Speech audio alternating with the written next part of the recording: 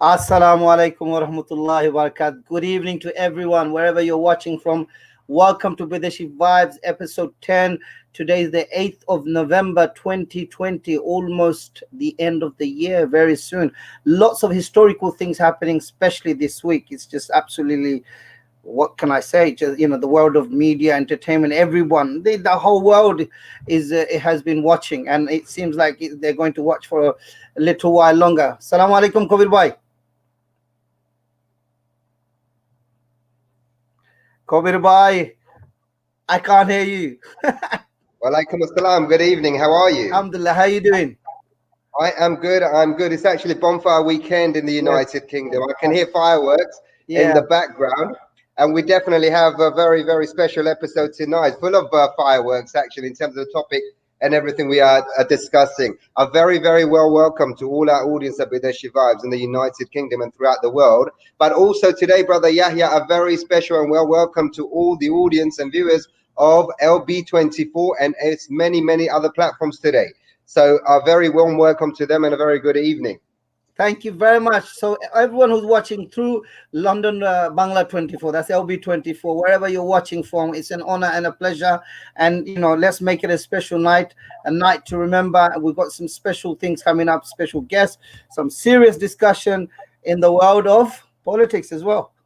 In the world of politics, certainly. Like I said, to all our watching audience, if you do like what we do, fb.com/Bideshi Vibes, please do tag, tweet, like, follow, and refer, and tell your friends, family, and the social media the kind of online content that you're actually using and watching on this busy Sunday evening. We've got another packed episode for you, and we've got a topic, a very, very interesting topic, maybe a cultural taboo that we do not discuss within the Bangladeshi community as such, but domestic violence and abuse and unequitable treatment against women is not just a Bangladeshi problem, it's a global phenomenon.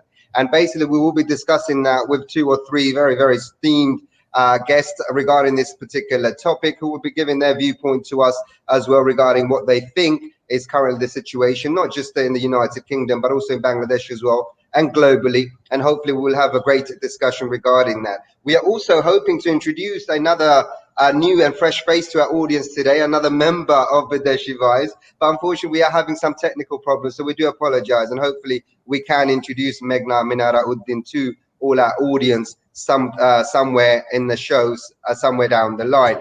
Now, getting on with the show is sponsored by the London Enterprise Academy.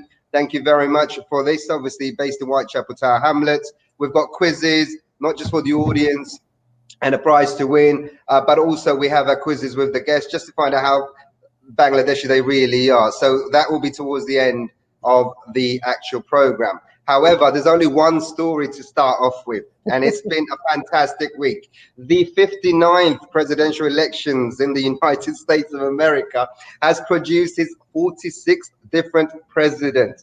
Accusations of fraud, protest, even dead people voting, and lawsuits in about 5 or 6 different states has finally produced a winner yesterday, and that winner is Joe Biden, defeating Donald Trump with electoral ballots of 290 to Donald Trump's 214. I don't think this election's actually over yet. There's going to be a lot more stories to be coming out of what's been an enthralling week of politics and entertainment. What have you made of this chaos that has been the United States elections?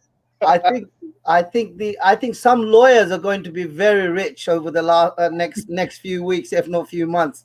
I'm not sure which lawyers they're going to be, but they're going to be very rich. I wonder if what's his name, Giuliani, the ex-mayor, who's also Rudy Giuliani, whether he's going to represent Mr. Trump directly, because he's a man of the legal profession and legal background, and I think he's the one who's obviously trying to represent the legal case in all of this.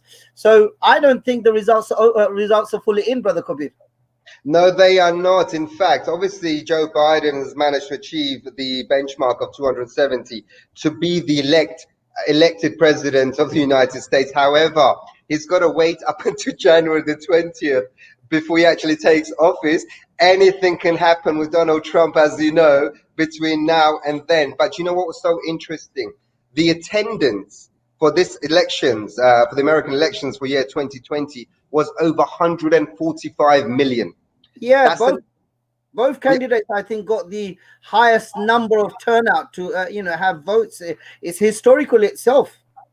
Absolutely. But what was also historical is actually both candidates declared victories. So you can't have two victors of one election. But you know, when you talk about corruption, you talk about lawsuits, you talk about protests, and the rhetoric that Donald Trump was coming out with, you would think we were covering politics and say, for example, without any discrimination, a developing world such as Bangladesh or Ivory Coast or Senegal or I somewhere of that ilk.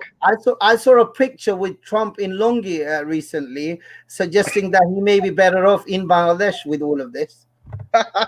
Well, social media has been amazing in terms of humor, certainly during the elections. But I believe this particular elections cost about $2.5 to $3 billion in terms of the 12-month campaign. But finally, I think in speech mark, we do have a victor, and that victor is Joe Biden. And I think the world needed that kind of a result.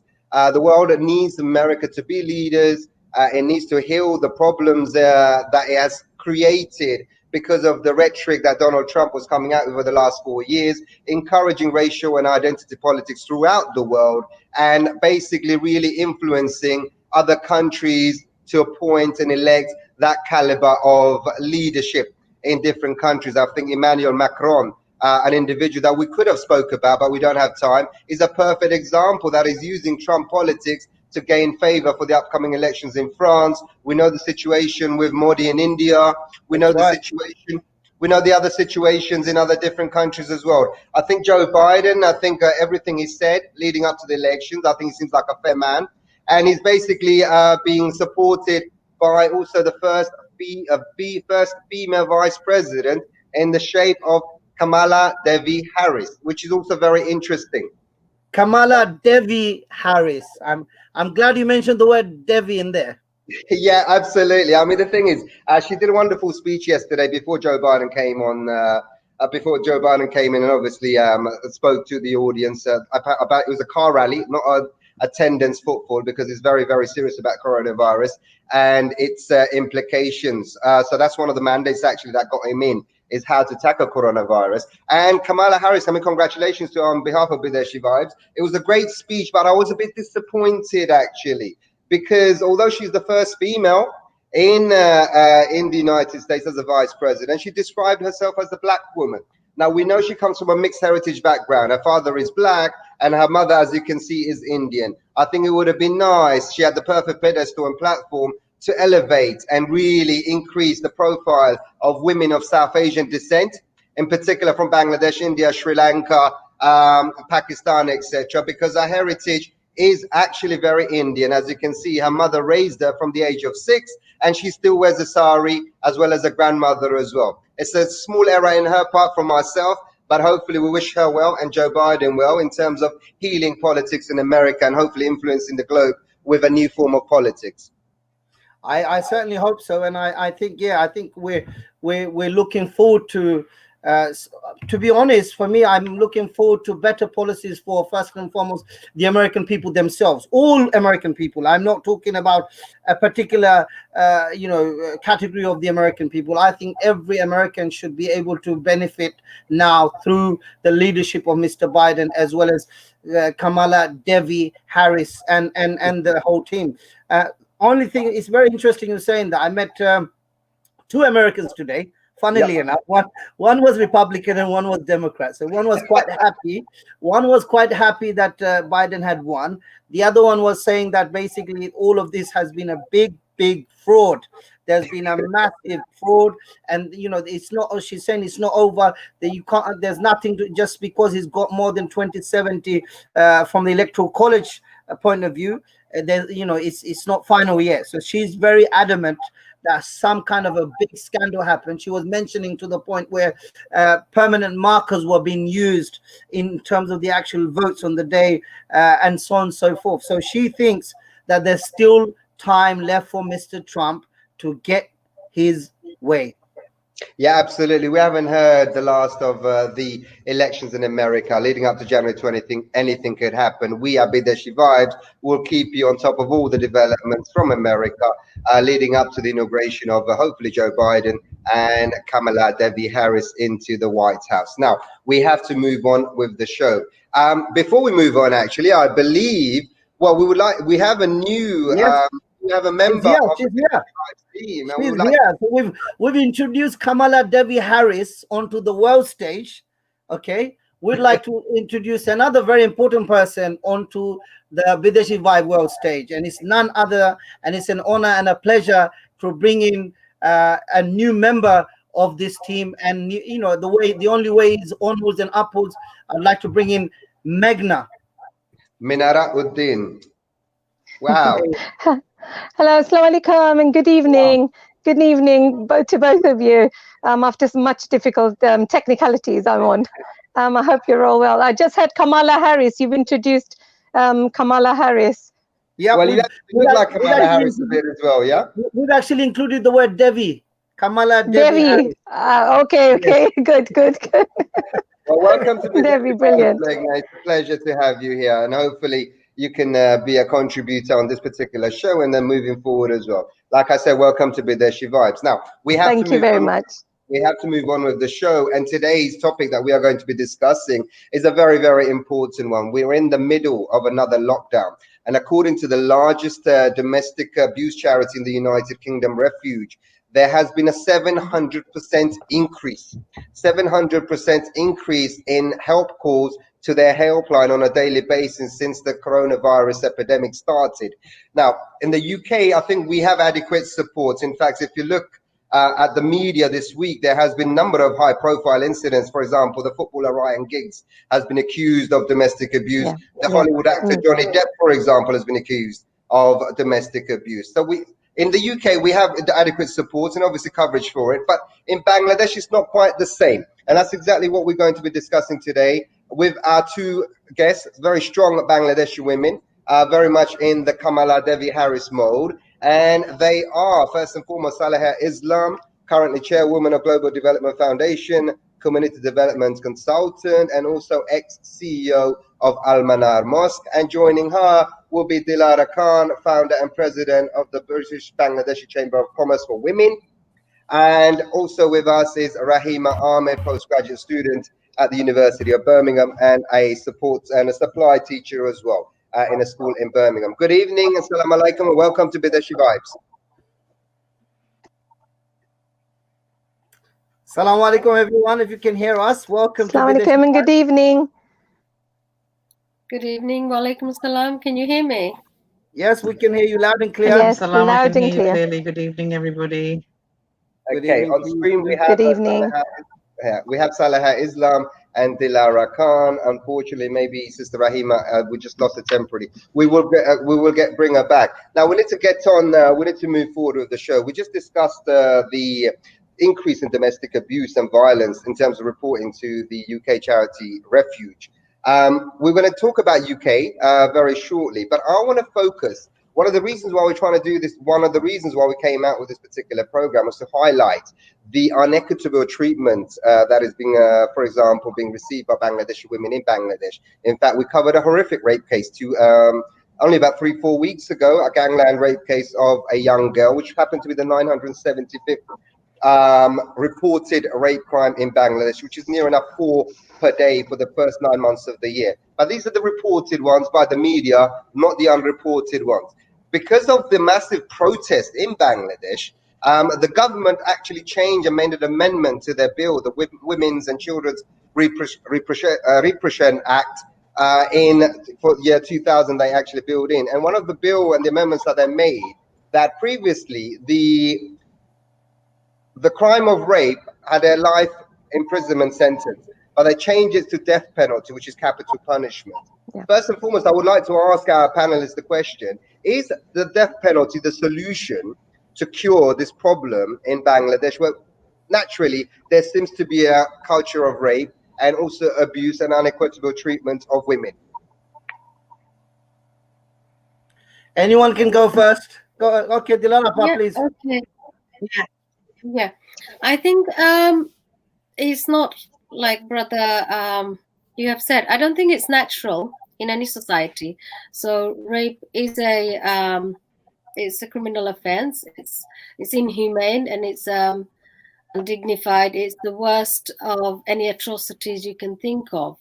But I don't think it comes natural to any society. It is I think you'd see in terms of where there are, in terms of low income and lack of aspiration, lack of sort of socio and economic advancement, this type of activity or this type of criminal offense is much higher. And also when within whichever country it is where law and order is an issue, then this also is another reason for to go, to make that kind of ill actions. And that the law would not be able to catch up with you as easily as in a country where law and order is much more stricter, or there is a system and a process and protocol that is maintained. So I think that's the case. And obviously there's the social aspect that Bangladesh is a conservative in terms of our social aspect and how we actually share, and how rape is a taboo, and not just a taboo. It's a taboo that which is beyond our remit. So I think there's consequences if you do become vocal about it, or if you do share it, or if you do report it. What are the consequences that you will face?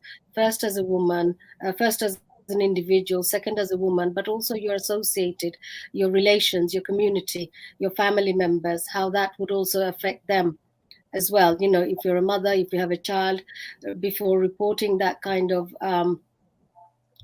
you think not twice, you think 100 times, what is the consequence, and the effect that would have, or the impact it would have on my child. What would the impact be on my parents? What would the impact be? So it's about social before I think a woman can actually go out and talk about this or report this and make a complaint. It's about, is our society ready? Or no society would ever be 100% ready, but it's about the backup support and the support that's needed after reporting. Yeah. If I was in that situation, I would think 200 times before going and reporting, because what I would want in place before that is where I'm reporting, the police services. Are they compatible? Are they compassionate? Are they empathetic? Do they have the mindset to accept that this is something very real? And what support does this woman need, or her family need? Because it doesn't just affect, yes, it affects the woman that's gone through this atrocity, but it affects everybody that's nearby her surroundings, her kin, and also the impact that has on society overall as well. What is, after that, how is society looking up to me? What are the institutions thinking about me? So there's lots of, as well as there's a lot of policy work as well. There's a lot of awareness, raising awareness. There's a lot of education that needs to go behind it as well. So it's about, once I report it, what is the support that's available? Am That's I a, that, thought of as somebody who's ill, that's a very who's interesting really point you're often making. in our, Sorry, go on, carry on. often what a woman is looked upon when something like that happens is that, was it in any way the woman's fault? That's almost an automatic, you know, attitude or a gesture that comes across in society's mind. So I think it is about educating our society overall, is that what is the repercussion, what kind of support mechanism is in place? So if it is, what's the protocol? When a woman does go, how does she report it? And what are the supporting mechanisms afterward? Yeah, And absolutely. reporting this, there's lots of technicalities within it as well. Is a woman generally aware of about these technicalities? How soon do you have to report? It is no point reporting after 2 days, because medically there isn't anything traceable after 2 days. Clinically, they're not able to prove, in terms of, you're looking at clinical evidence and specimens. So there's a lot of raising awareness that needs to happen, that when the woman does report, she's able to report with a full backup, because if I report and then if I'm not taken seriously, and if I don't have the legal support on my side, then I'm left to die. It's a very risky matter. Absolutely. But here is the dilemma. Amnesty International do not think the death penalty. Obviously, the Bangladeshi government have reacted to the protest from September onwards, which is good. I mean, it says you have to give them credit where it's due. However, the death penalty does not actually address the situation. Where's the long-term solution for it? It's not about the penal system. Like you mentioned, there's a lot of cultural and education perspective that we need to look at. So, Sister Saleha, from your perspective, do you think these criminals, these perpetrators of these violent crimes that have been committed, not just in Bangladesh, but also throughout South Asia, this type of criminality, when it's committed, is very brutal in its nature? We're talking gangland rapes, we're talking completely undignified, basically usage of viral video streams, etc. But capital punishment is not really the long-term solution. What would you say is a long-term solution, and what the Bangladeshi government needs to do a bit more in order to protect the vulnerable women and girls of Bangladesh? Okay. So basically, I think that, we have to look at our society. Is it misogynistic? Okay. And what I mean by that is basically that, do men have an inherent hatred towards women? We need to look at that, because the violence is absolutely horrific. Some of the case studies that I've looked at and some of the research that I've been part of is absolutely abhorrent. You wouldn't even do that to an animal. So when we talk about, whether it's domestic abuse through acid attack, violence, through basically, I mean, there was one case where a group of men came with the husband and made the wife drink acid. Yeah, this woman is literally dying now. Who is she going to go to? I think, what Dilara was saying, basically, where do you actually go to? Who do you get support from? Because if women are actually valued, this is absolutely horrific. And I think when you talked about the numbers of people that have come through, this is nothing. They've only just taken the step to come forward. I think there'll be hundreds of thousands of women who have been basically abused. But the way that society looks at it is as though it's nothing. I've dealt with sexual abuse, so I'm a specialist for the NSPCC in regards to sexual abuse. And looking at the South Asian community, this is one of the taboos that isn't discussed. So from sexual abuse, you get rape, you get violence. So it's all kind of part of the kind of same thing. Bangladesh is a very poor country. Even though, alhamdulillah, we're getting better, I think it has to come down to all of us in terms of what is the role that we play? Prevention is always better than cure. Okay, so we need to look at it through education. How are women basically, looked at? How do we raise our sons? Do the sons actually they need to look at it through an education perspective? I also feel that, yes, if people are killed, people or again, they actually end up murdering that person because they don't want any evidence after. So not constant for me in terms of people just won't leave a woman alone. They'll end up doing something worse. So sometimes, yes, it may make people afraid, but other times they'll be like, we don't care anyhow. So we need to look at this kind of increase in violence across South Asia. I think I'm very concerned. A lot of women from about going to Bangladesh as well. I spoke to a few people and they're like, is it worth us going? How can we be safe, etc. So those things are very important. Yeah, absolutely. We will come back to this. You mentioned something about England as well. We will do. We will come back to England very, very shortly. In fact, when we continue the discussions. Hello? But now it's that time of the show. I'm afraid. Yeah. Can you hear me? Yeah, Saleha, we will come back to the fact that UK there's issues in the UK that we would like to talk about. Before that, we're going to go to this unique moment of our show, which is about cracking the code. Kabir bhai. Cracking the code. Okay, it's now that time of the show where we'll basically interact with our audience and ask them to come in and contribute and win a prize that we have. Everybody knows what the rules are. It's basically Crack the Code challenge, where basically you will have 6 questions Answer those 6 questions, and then the first alphabet of each answer, you unscramble it, and you should get something that is something relevant to either Bangladesh, but in this particular week, it's been relevant to this particular week. So there's going to be 6 questions there on screen. You write your answers in the first alphabet of each answer, you unscramble it, and you should get hopefully a 6-letter word that has been relevant to this particular week. So here we go. This is for our quiz for the audience that are watching. Can we have the 6 questions, please? Meghna, can you read them out for us, please?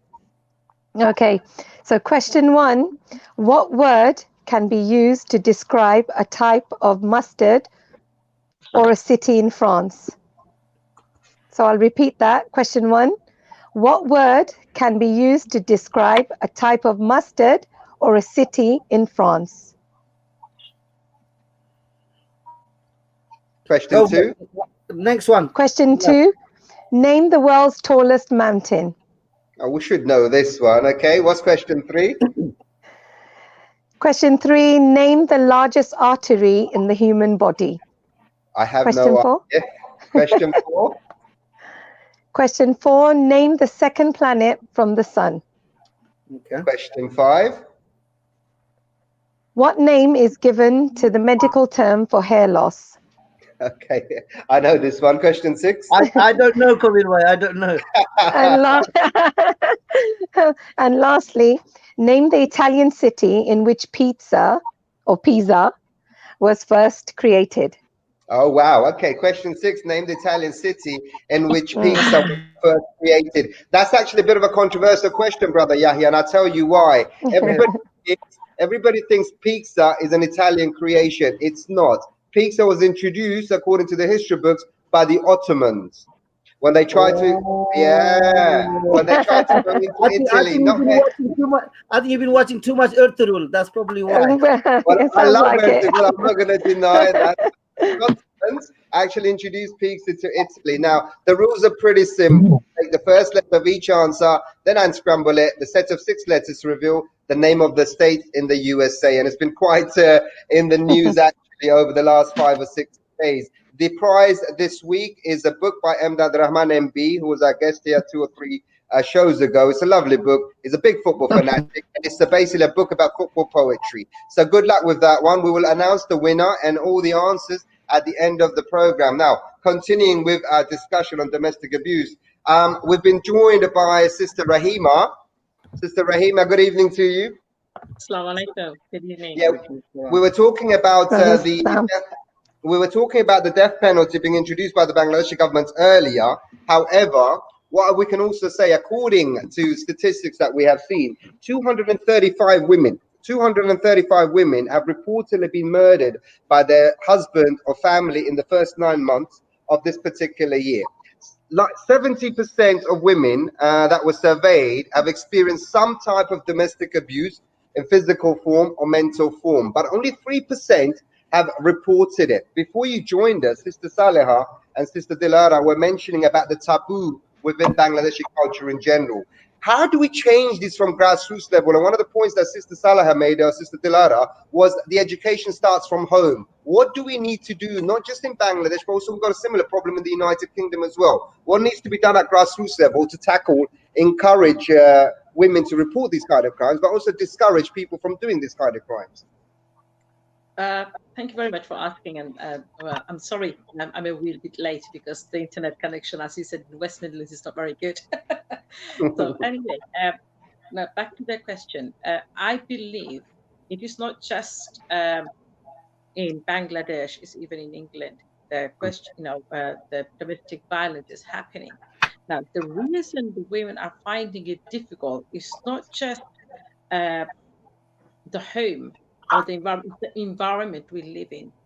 We hear things. I have heard sisters being abused, and they will not talk about it because, as a society, as a community, it's not just a taboo, but we literally castigate them. I have met many sisters that were domestic, abused by their husband, their brother-in-law, their father-in-law, and even within that family and their relatives, will not talk it to those people. They will literally shut them out. So we need to not just educate our sons, but we need to educate the whole community that this is absolutely wrong what they're doing. And also the mother-in-laws, all of a sudden, if it happens to their daughter, is one story. When they're doing it to their daughter-in-law, is a different story. And that's the mindset. Especially in England, I think we are literally way a little bit behind. We're about 20 years behind Bangladesh when it comes to domestic abuse. When it comes to rape, is a different story. Where England is a bit ahead of reporting rapes than in Bangladesh. But coming to the flip side of it, when I was in Bangladesh last year, well, in my village, there was a young lady who was actually had a relationship, a sexual relationship. She was not married; she was just a young girl, 18 years old. She had multiple partners. But what happened in their homestead? They had problems in their body. So what they did, they pinpointed the person and just put the blame on that person. And he actually served 6 months prison, and he was then DNA tested 3 times, and still he's suffering. His family suffered while he was in prison, but also he's still suffering because the issue with the land is not, the dispute is not properly resolved. So therefore, the women actually had to, she used her pregnancy to put this guy in prison. So there is a flip side. So it's not just always women are suffering, women are taking advantage as well. We have to remember. That's a very interesting insight. To it just shows the complexity of the issue, and I think there's no one who's taking part in this program, anyone watching, would say that whether if no one would say that we accept this as a normal part of family life. The thing is, it's very interesting when a victim of rape, it is known, if you like. I mean that rape impacts a person psychologically, economically, physically, all of those two things together. So, for example, if I was to say, do you think that she should be compensated for all of those things? That she should be more given, she, apart from whatever punishment and so on and so forth that is met to the culprit or the culprits, should they not be compensated for the physical damage that's been done, the economical impact that's been done, the physical, and the overall abuse? Another thing I want to say in that respect also is that, when the death penalty came about, and I'm just thinking here, imagine that gentleman who went to prison for 6 months and they did the DNA test 3 times. If that death penalty went ahead, he would have been dead by now. And there would have been no DNA test. So we have to really remember that. And in Bangladesh, one thing I found out, I mean, I go to Bangladesh 2-3 times a year. I'm very close with the villages. There are 7-8 villages, and I go to different villages. And one thing I find in Bangladesh is when a girl have a relationship with a gentleman, it's fine, they do it. But the minute he says he's not marrying her, that's when it becomes a rape. Okay, and then what happens? Why is the Sheikh Hasina is not doing anything? Why Khaleda is not doing anything? Why the speaker is not doing anything? It's not about the political. It's about our mindset. It's about educating our girls. Just because somebody said that he's going to marry you, or he's in love with you, and then he doesn't want to marry you anymore, it is not a rape. But the flip side again, we have our home minister. I think, Bangladesh, he said, oh, rape is not a big issue. Every country has it. So it doesn't, you can't brush it off either. There are serious cases. There were gang rapes, especially in MC College, the one happened in Sylhet. And after that, it became a trend to have gang rape. People now, they talk about it as there's no haya, there's no sharm. There's no, the haya is gone from our eyes and our tongue, unfortunately. I'm so sorry. But everybody, even little children, are talking about it, which is really, really sad. Thank you. I wanted to ask Dilara about something quite interesting. So, yeah, sorry. Just to say, and then you can come in as well, Dilara. Often, for example, let's say someone who has been the victim of rape, usually the rape becomes maybe the final point in which we get to find out. Then we find out a series of things that had been happening to that person. So even for an acid victim, that often could be something that's come right at the end, and preceding that, a lot of different types of abuse has taken place over the years, and we've only got to find out all of this through that final incident. Can you hear us? Sometimes, in some of the cases, that can be the case, but I think equally, some of the acts are quite on its own, individual. So you do get cases which are just rape cases. You get cases which are just acid attack cases, and in some cases, there's sort of multiple cases where you might have a victim who's been raped and then acid attack also. So I think it's difficult for me to make a sort of overall assessment on what percent. That's difficult, but I think yes, in some of the times, or in some cases, it's a multiple incidents, and in some it is individual. And I think overall, I'd like to think that they're individual cases. So, for instance, if you go back to gang rape, I think a lot of that where our culture or our country in Bangladesh, you get this kind of modeling where a lot of things we model on India. So in past few years, we used to see a lot of gang rape and these things in India. And I used to think, actually, we don't see that in Bangladesh. We're quite, dignified from that aspect. And then slowly in the last few months, you're hearing, I mean, before this year, actually, I haven't come across, or it hasn't been that prominent in terms of gang rape in Bangladesh. Whereas as soon as you hear about one, obviously social media is a good thing in that aspect. Things are highlighted, things are shared, so you hear about those things more than you would in past years. So that's one element. But I think in terms of, if you look at acid attacks, where again the acid attack cases where it's capital punishment, and since the law has been amended and changed and the penalty has been maximum, you can see that acid attack has significantly reduced in Bangladesh from what it was a few years ago to what it is now. And I think it acts as much as I don't promote capital punishment personally, but I think where that country and in that sort of sovereignty and jurisdiction it works, and the mindset of its society it works, and it acts as a deterrent, then I think that society knows best what acts as a deterrent. So I think in acid attack cases that worked, and also there's a lot of grassroots work which happened, a lot of campaigning by Acid Survivors Foundation, a lot of those work has happened. And I think likewise, similar things, similar activity needs to follow with rape cases, is that on a ground level, how the law will be implemented, how that will translate into everyday life, into NGOs, and what kind of work NGOs would be following up from that, what kind of support system there is on us, from a central government level to district level to local level to school and colleges and universities. So how is it, how does it trickle down the system? So I think that's what we need to look at. Yeah, absolutely. I mean, in terms of culture of impunity, we're going to be touching base on that very, very shortly. But Meghna, can I just ask you, can you see our private chat on screen? Yes, I can. Okay, great. Well, there's a question there for you. But before we do that, we have to repeat our questions for our audience regarding Crack the Code Challenge. So can we have the questions again on screen, please, just for our audience to actually contribute and hear the questions again. What word can be used to describe a type of mustard or a city in France? Question 2, name the world's tallest mountain. Question 3, name the largest artery in the human body. Question 4, name the second planet from the sun. Question 5, what name is given to the medical term for hair loss?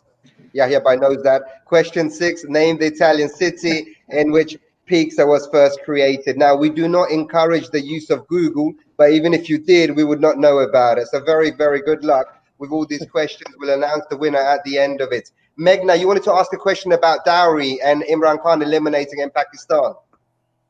Yes, the question to the panelist. So how does the, sorry, I'm just going to come back to you again. So this question is to the panelist. So how does the dowry system, encouragement of domestic abuse and violence in Bangladesh, follows by Imran Khan's example in Pakistan, what he said about, sorry, can you hear me? Yep, we can. Basically, what the question from Megna here is one of the biggest triggers of domestic violence in Yeah. Bangladesh, for example, in our Mm. community, is regarding the dowry system, which basically Imran Khan has eliminated in Pakistan, and really well done for him to do that. Well, Um, yeah. Eliminating and delegitimizing it in Bangladesh, that is the kind of prevention. Would you not agree? No, It's Bangladesh you can see law. Dilara doesn't agree. Let's hear. No, no, Let's I go. agree. Okay, What it is, in Bangladesh, this is illegal. So the law is embedded in the law. Dowry is illegal. So, but it's about how our communities, how our societies, the practice that they used to, how they need to come out of that practice. And I think also, I think the upper class and the middle class don't help as well. When we get our daughters married off, or when our boys are married off, we celebrate through that, gifting dowry, gifting this, gifting car, gifting furniture, and demanding XYZ from the groom, and in return the groom family demanding XYZ because we've given this to your daughter in return. So by the statute of law, it's illegal. It's not, permissible in Bangladesh, but it's what we do as society that we haven't accepted, or we know the law is there, but it's something informally and formally that we still practice. And so therefore it is much more than the legal system, is where our community leaders at the ground, and if as families we stand up and say, well, actually we should stop doing that, because on a sort of on at the lower level of the society, where people are finding it difficult to let alone live, on bread and butter, is an added pressure on them. And it is something, it's very easy for one to say, actually, why don't they just stop doing it if they can't afford it? No, because society, we live in that pressure. We live in a society where pressure is created for us to live up to a certain standard, live up to certain expectations. So, and all of us, no matter from what class or background we're from, we always want to strive to that expectation, by our family, by our society. So I think government has done its bit, but I think it's as a society how we, talk amongst us, and how we make sure, work towards that not happening actually.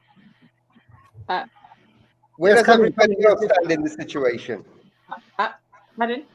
Where I does everybody else stand in that situation with the question of dowry? That is one of the biggest trigger points of abuse and I violence against I want women. to share something that Yep. happened in my villages in Vishnu. There are about 6, 7 villages, and they do think something called tal when during the Sinifan time. So they huge, food intake, and we're talking about not just one or two. We're talking about 40, 50 tals. So in the village, the Friday prayers, all the Murabis came together and the band of tal. No more tals. If anybody does that, then 10,000 taka fine. Now, what the parents are doing, instead of giving tal, they're giving handis now. Okay, They're doing they're not what? giving, they're giving handies. They're giving big saucepans full of food. Cooking pots and stuff. So look, we're not going to give you tal, but we will, and they will do it in the middle of the night, or they'll do it in the morning. So it doesn't matter the rules or the laws what is in place. It's the society and the community. And sadly, I believe our iman is so weak. We give into all those rituals and all the superstitions and all the traditional backdated ideas.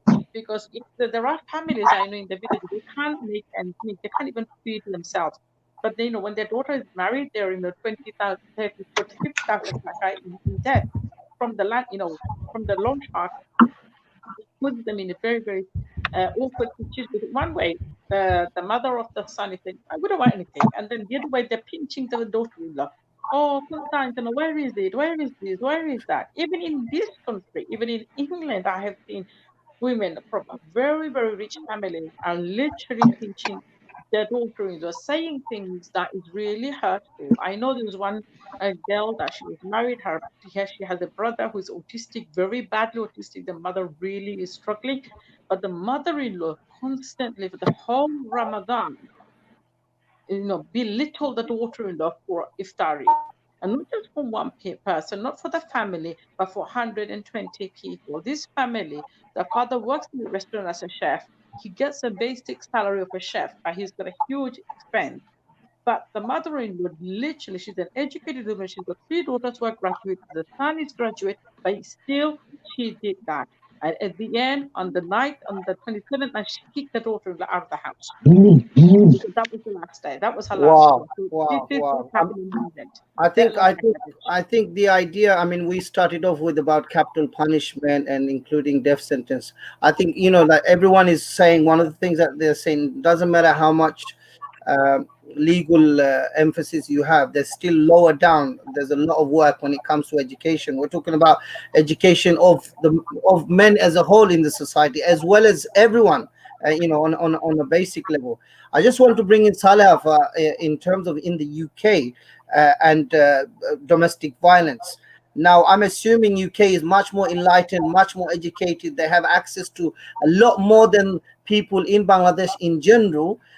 So, for example, the issue of rape may be less, but domestic violence has the nature. What is the situation with domestic violence in the UK? Has it changed? Has it reduced, or it's become very different? And the definitions are changing all the time. I think basically many years ago it was domestic violence, about domestic abuse, which encompasses psychological, emotional. It'll be more than just the husband. It may be the in-laws. There's things about control, about money, lots of different things. So the definition has changed. I think the issue is not about how what the support system is. The issue is that this still exists in society. That's the key thing. And one of the things that I wanted to bring it back to our community is that because of COVID, domestic violence, domestic abuse has increased within our community, within our own Bangladeshi community.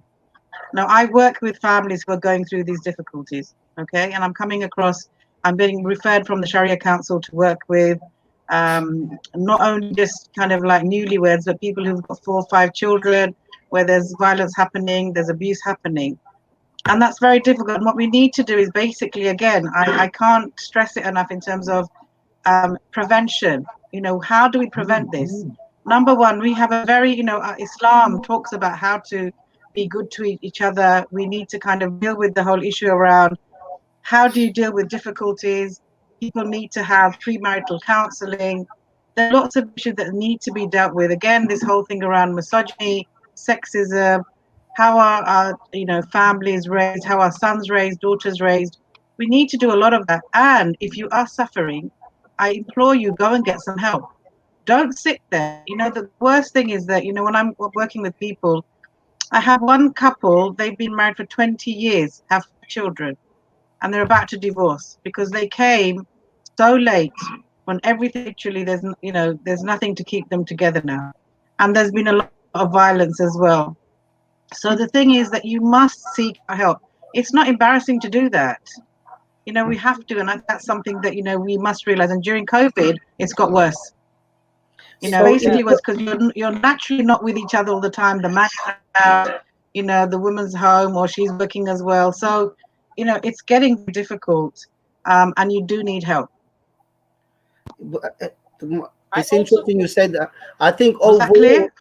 Yes, overall in the UK, amongst the overall community, lockdown has really impacted when it comes to domestic violence/abuse.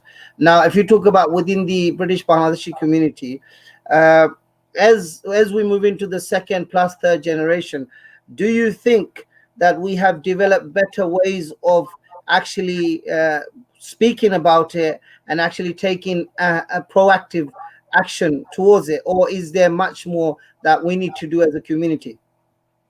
Brother Ehia, before we Yeah, get, can I just add one thing, please? yeah, Yeah. sure. There's one thing we're seeing. It's not just able people, like not just husband and wife domestic violence, but also old people, our ancestors. They're being very badly abused, and also the disabled children, because now the social worker is missing from their lives for the past so many months. And old people, like our chachis, nannies, and daddies, they're being really badly abused, and especially with the financial abuse is there, which is very, very serious, because the old people can't go out anymore, so that the children are abusing the grandchildren. There are Some families I know have addicted grandchildren, and they will bash the red, blue their grandparents just to take in the red and blue just to get the money off the grandma, so they can feed their addiction. And my daughter-in-laws and the first son, they're all doing all that. So which is really really sad to see. So we can't forget our elder. And this elderly lady, I know few ladies, they say, I can't. I'm more bashful. Now time to go to the grave. I don't want my son or my daughter or my grandchildren to go to the police knocking, they're taking them away. My days are over. But this is not fair. And these are people who are educated in this country. We're not talking about back. We're not talking about 50s and 60s. We're talking about 2020. Allahu Akbar. This is in a way what is coming to, and those women who are abusing, and we're talking about educated I women. know, but I think it's a mentality. I think, Sister Rahima, the issue is it's a mentality issue, because basically we need to come out of that. You see, the thing is that it's exacerbated if this is the whole thing about tapping, sharob. The issue is that someone has to do something. It's this sort of abuse is not right. And if they're ashamed, if they're highlighted that they're doing this, then they'll stop it. But we need to nip it at the bud, because what happens then is we're perpetuating the issue. By not acting, we perpetuate it, don't we? But what I'm saying, I think that's what it is. Shame has taken precedent over safety and dignity, and that's what has made it, sort of put at the bay throughout years. And this is something that we shouldn't, where there's scope for resolution, where there's scope for, saving a relationship, then every step should be taken. But there are situations where safety is paramount, and that when a judgment support needs to be in place, when safe, how long do you keep going at it, and how long do you bury things under shame? Because this will not go away. The problem is that if you don't deal with the problem, it will just get higher and higher and higher. And yeah, absolutely. But so I mean, at the bad so that it doesn't get bigger. Absolutely. Yeah, absolutely. I mean, the violence against women is a global phenomenon. I mean, you will get it everywhere from all sectors of society. I'm not really too concerned or worried about domestic violence against women in the United Kingdom or in America or the Western world as such. There's laws and there's acts and there's the organizations that is in place. I mean, for example, if we look at the UK charity Refuge, for example, they have a helpline for women to call in and basically no. Brother, slow down, slow down. Can I just now it seems like it's a women and a men thing. I'm staying neutral. No, it is not. It is not. I am saying that violence against women is a global phenomenon, and we know it happens in the United Kingdom just as much as it does in Bangladesh, for example. However, there is a level of adequate support in the United Kingdom to hopefully prevent and basically get the perpetrators to some kind of justice for the victims, and obviously in the criminal system as well. But can I just say, the point I'm trying to make here, you cannot actually say that the violence in the United Kingdom is the same as the violence in Bangladesh, for example. Let me give you one example. In the United Kingdom, if we look at the example of Refuge, the biggest, largest charity in the UK for domestic abuse, they have a helpline for victims. They have a helpline for perpetrators who want to change their behavior. The Home Office has a campaign on Twitter, #You're Not Alone, which basically encourages empathy and sympathy. But there is an outlet for victims and perpetrators. In Bangladesh, for example, they don't have the same. It is not the same. So the violence and abuse in Bangladesh, although it's at grassroots, there's a lot more that could be done by the government. The government, I do not believe, are providing adequate support, or the NGOs or the local charities that we will go on and discuss on another third part of our show. But sorry, did you want to say something before? Yeah, I think Rahima has got her gloves on as well as Saleha. So let's go to Rahima first. Okay, what I wanted to say, as you're saying, in this country we have women's refuge, we have women's aids. In this country, women are invisible. The domestic violence is invisible. They suffer alone and silently. Believe me, I have known women, they will hold a mobile phone on their hand and they're so scared to even write text, because if their husband finds out they're dead, I'm telling dead, the children are dead. But in Bangladesh, if a man touches a woman, she screams, the whole body comes out. That is Everybody. not true. That is not true. I'm sorry, I have to disagree. We have female empowerment in No, the United States. I think It's in this no, I think country. from a support point of view, there is reasonable support. I wouldn't say, it's adequate, because to that it's very difficult to actually justify adequate. But I think there is reasonable support here. But I think it's not just having reasonable support, it's as an victim or as somebody who is suffering those, is how confident you are, because a lot of the issues lie within the person who's suffering, is how confident you are, what support, as a person, how strong you are to actually report that. And then support isn't straightforward. If you're a homeowner and if you report that, there is a legal battle. You can't, just because you've said you say I'm suffering from domestic violence, the law isn't going to get involved to to enforce your partner to leave the property. So that means you, as a woman, if you have children, with your children, either decide to go into a refuge, and that's not a situation that most women who are suffering would want, because there's a lot of there's a lot of not just comfort, but it's about uprooting their children where they've been brought up. Is uprooting themselves, and you don't know where they'll rehouse, temporarily accommodate you. You could be totally out of the area. So it's about reschooling your children. So there's a lot of consequences that comes, with that support that is available. So I think a woman, or even if it is a man who's suffering, in some cases there are situations where a man is also suffering. So it's about are they confident enough to actually take on board that support that will be given, because that support isn't straightforward, and it wouldn't often suit the need of the victim or the survivor. Oh, wow. Okay. I want to echo that. Saleha still has the gloves on, yeah. So I want to hear from her, because she's really waiting to give you one of these. But I'm sorry, but that is luxury support. There is support available. You may not like to move from London to Birmingham, but you do have support in the United Kingdom and in America. You're not alone, right? But in Bangladesh, in Pakistan, you're India, in Africa, you are alone. This is what I'm trying to make here. Yeah, go on, carry on. Brother, hold on a second. I've known a young lady who was beaten up. Literally, her face just changed completely, because that's how badly he bashed her face. Her father, her uncle, her chacha, everybody said, you will have to stay with this man, okay? Because she had 6 other sisters. She had they have a lot of children in the family, so they have about 43 siblings. She's got male and female. Got no way you're going to leave this man.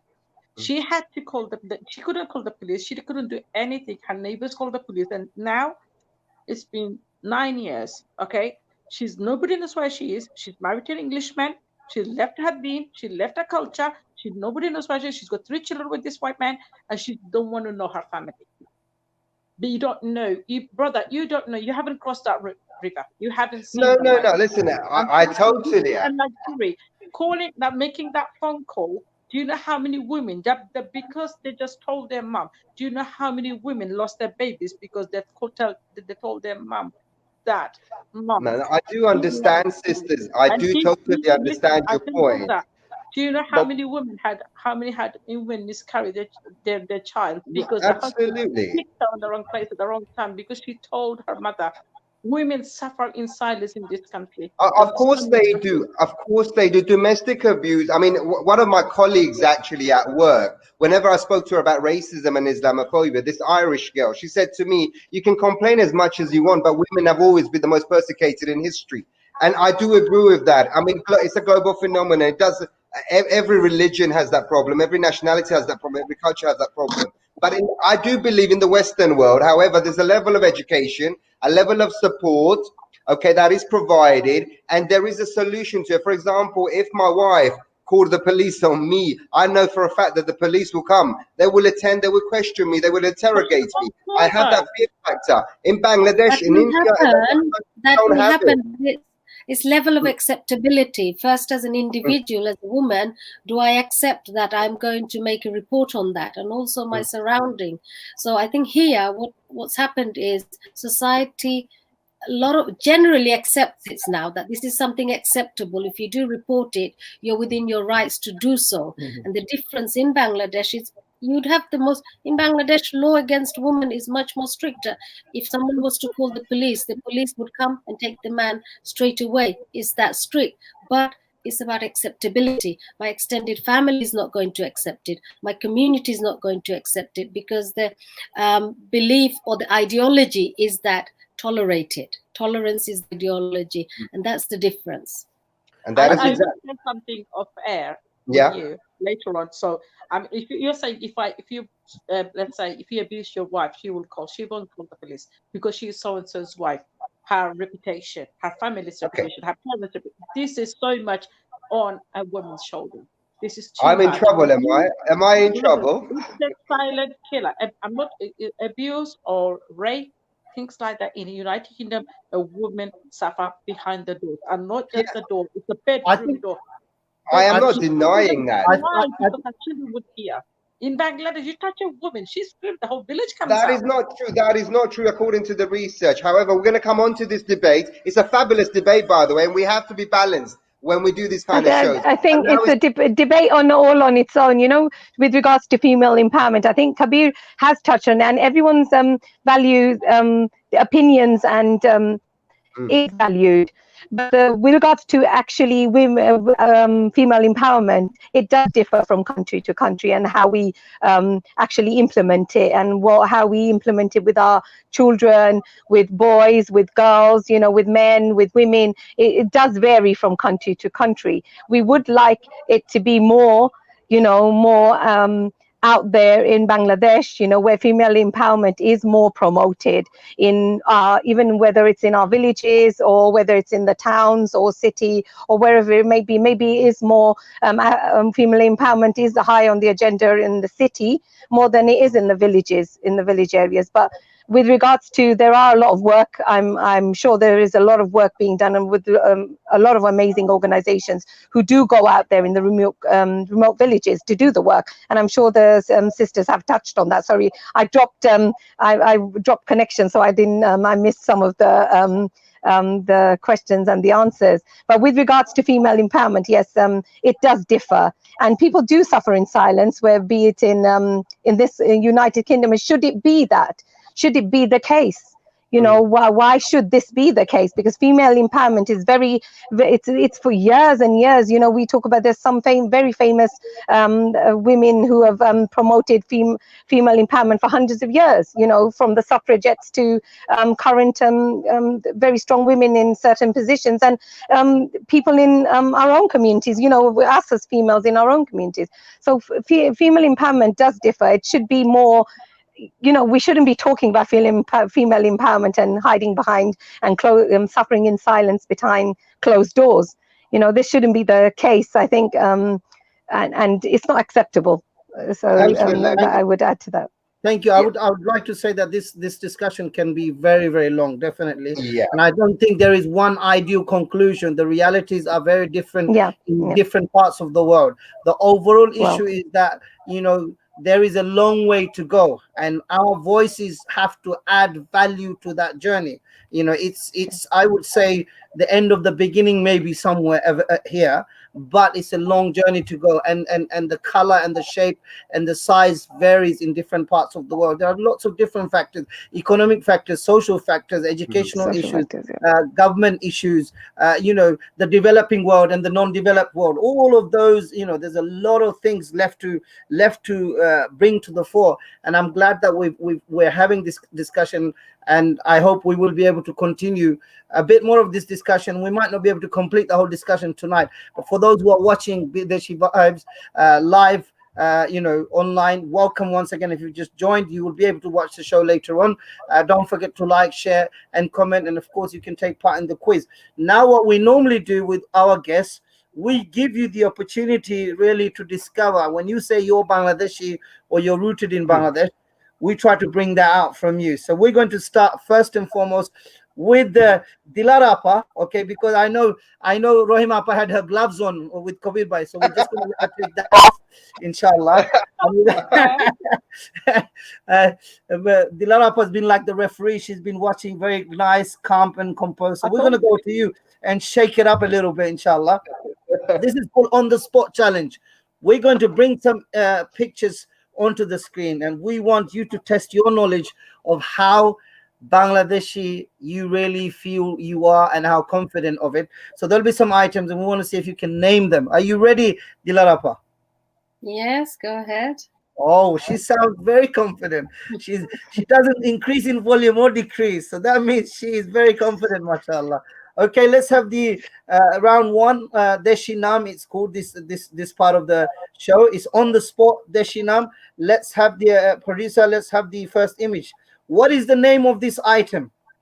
What is the name of this thing or this fruit in Bangla? I think it's called Jafrul. Sorry? Jamrul. Jafrul, I think. Yeah. Jamrul. Jamrul. Okay, well, Yeah. we'll give the answers out afterwards. Jamrul, Afterwards. for the Okay. audience, you can take part, message us. Extra. Oh, Well, hang on. Extra. It's Dilara Appa's go. We're going to come to you, Rahima Appa, afterwards, yeah? So let's okay. see. Okay, sorry. Ektara. Ektara. Yeah. Okay, Okay. next one. Ooh. Oh, This I know is what this is. yeah, this is I think made from the betel nut trees. Those it's like a mat. But you need the name. We need the name. Party. I think it's something you cook and you eat. I know my mom has made it, and when I go to my nana body, my mom's side of the Is it the thingy bashor the I don't know the name is called. Is it It's oh called God, something. it's a bamboo I'm gonna. shoot. huh? Bamboo shoots, bashor kur. I don't know what- if your mom or dad, if Sasa Sas is at home, let them tell you what the answer is. But I've definitely eaten this. I can assure you, it tastes nice with the shutki. Yeah, so hold on. I need to put my glasses on then because I can't see. It's a color tourne. Color. You need to tell me. Don't. No, I can't tell from that. You see the bamboo shoots, like bashor tourja একটা ভিতরে থাকে.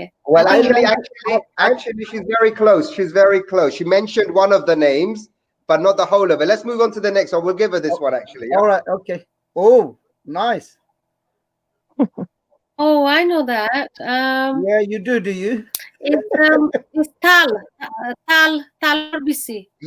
You mean it's on the tal? Is it on the tal, or the actual item is the tal or bisi? Which one? It looks like it's on a tal No, itself. tal fruit tal. Yes, it's correct. Next one, please. Yeah. It No, is correct. not on the tal. Tal I got it. Just teasing you. fruit. What is this? I'm not sure if you've ever used it, but I've definitely used এটা it. যে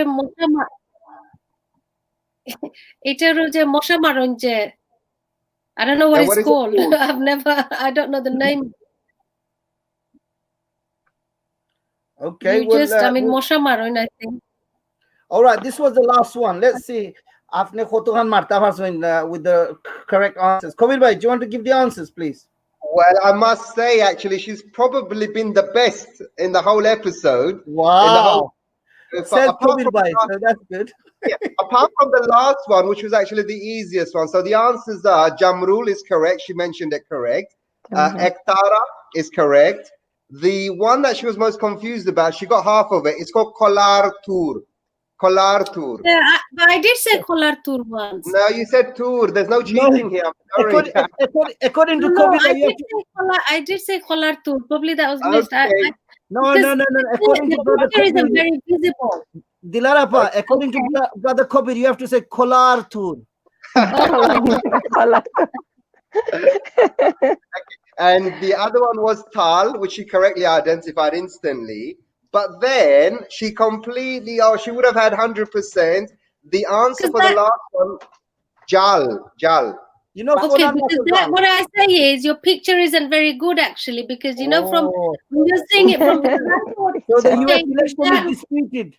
The yeah, is US that election is because Zal, disputed. or if you wanted the Zal picture, you should have shown, because it lage, you know, like the spat on Mosha, or lage that masmaron, but those the triangular ones, it doesn't look like a Zal in any way.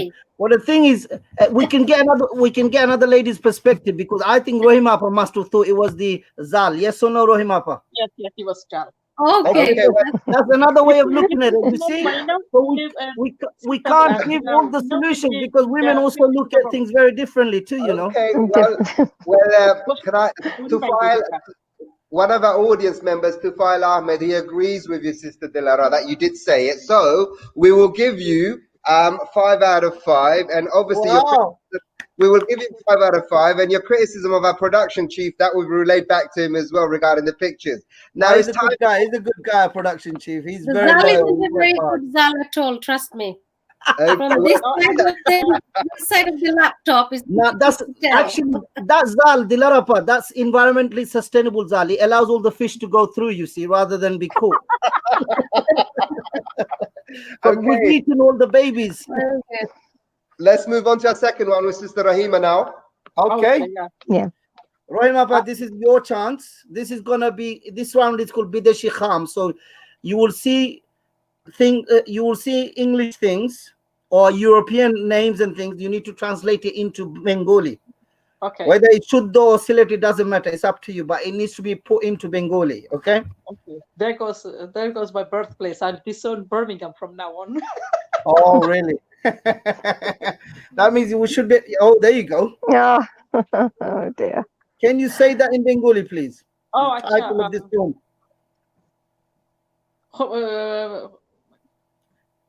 ভবিষ্যতের দিকে এগিয়ে যাওয়া Kita? ভবিষ্যতে ফিরে যাওয়া What dialect is that? That's not Sylheti, is it? It doesn't have to be. I think it's good. in Bangla, so yeah. That's fine. That's fine. That's very good, actually. Let's go to the next one. ফিরে যাওয়া মানে সামনে দিকে আগে ঘুরিয়ে যাওয়া সিলেটে হইলে ভবিষ্যতে ফিরে যাওয়া এটা না Okay, next one. Okay.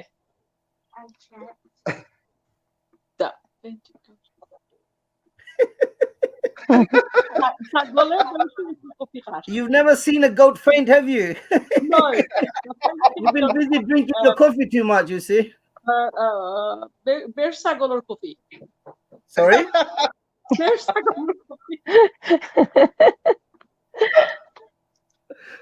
I would find it difficult, to be honest. Yeah. Bear sagolor coffee. That's why. Behu Sagolor coffee. Okay, it's not too bad. That's a good attempt. Very good. That's a really good Okay. attempt. Yeah. Okay, what about this one? Bearded prose removal, right? Is that what he says? Yep. Okay. Dariela Baisabe. No, Baisabe. Baisabe is one person. Yeah. I'm sure the Baisabe is listening to you at home. You need to get it right. It's more than one Baisabe. Bearded prose. Okay. Bearded. Dariela Baisabokle. Baisabor nani. Shouldn't it be Baisabor? Dariala Baisabor. না Baisabokle. দুইজন নানি. Now Baisabor means more than two, more than three, isn't it? Baisaboklo. Baisabokle ওই নানি. Dariala Baisaboklor. So it says bearded brothers.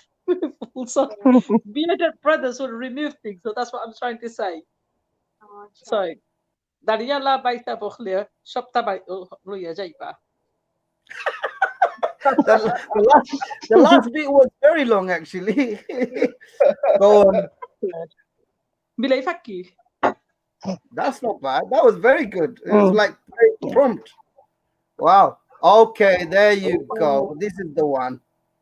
You all had it. You all have maybe one of these in your fridge or for your kids. You had it when you were young.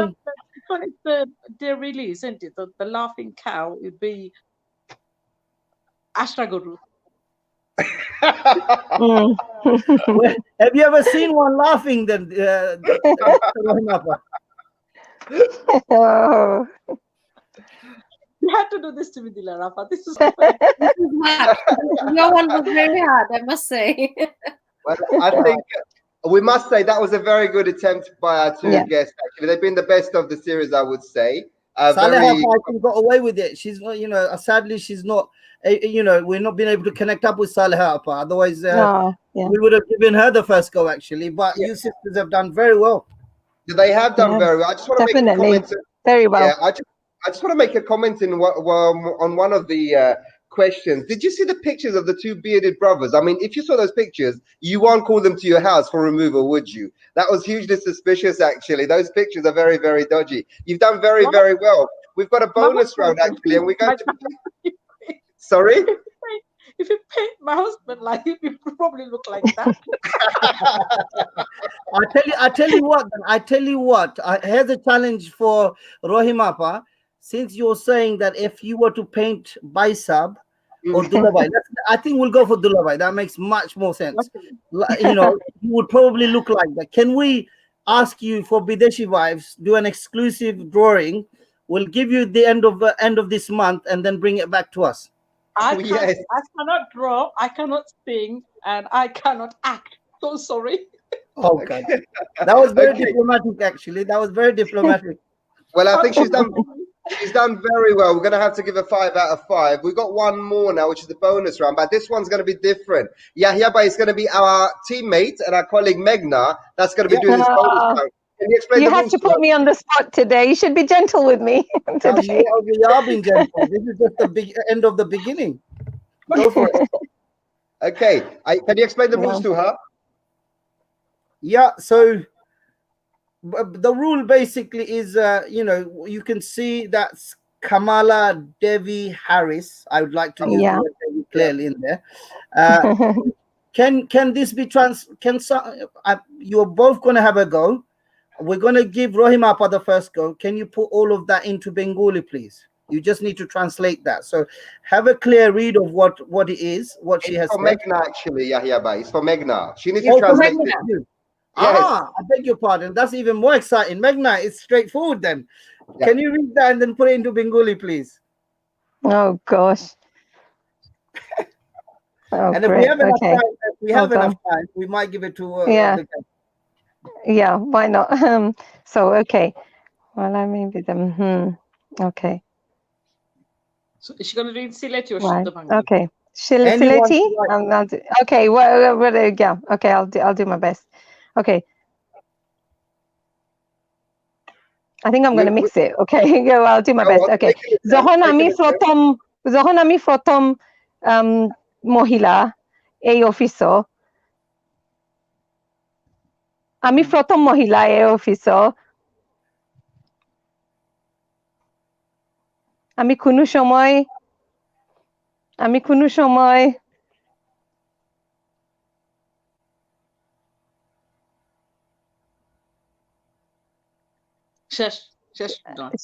শেষে আইতাম না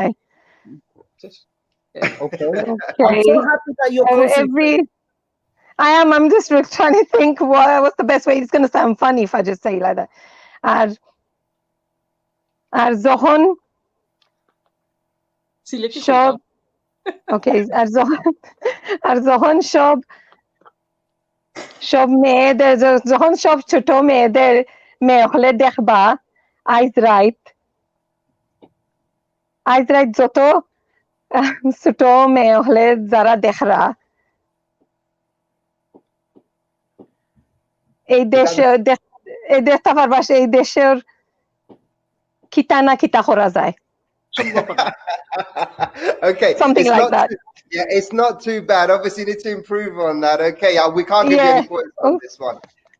It's been a fantastic show. Unfortunately, time's raced past, and it's that time where we do have to say goodbye. Again, it's been a fabulous show. We like to thank our audience at Bideshi Vibes and also the audience of LB24.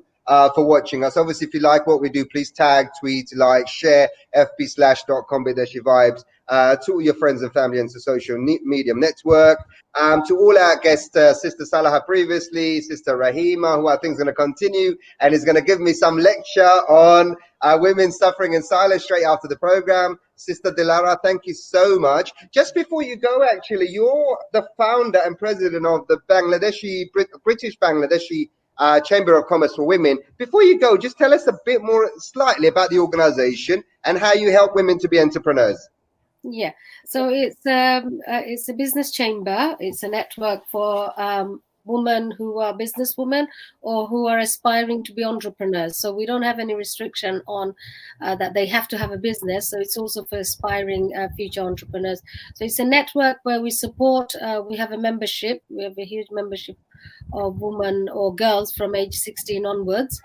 And we support them through holding seminars, summits, and just general small training sessions, and just linking up women or who are interested in setting up. So we have a network of accounts advice, finance institutions, a mentor, and other businesswomen who would be able to direct them in the right way, and about market opportunities as well. So we have a list of target area and products that they may be interested in, and then direct them in the right direction. Fantastic, fantastic. Yeah, but I think we need to announce the answers for Crack the Code. Yep, definitely. So let's do the answer. Okay, so we've got the first answer was Dijon mustard. That's the name of a place as well as the mustard. Everest, the tallest mountain in the world. The third answer was Aorta. Aorta. Yeah, aorta, and then Venus, and then alopecia. I would say my one is natural, by the way, whatever it is. It's olive oiled.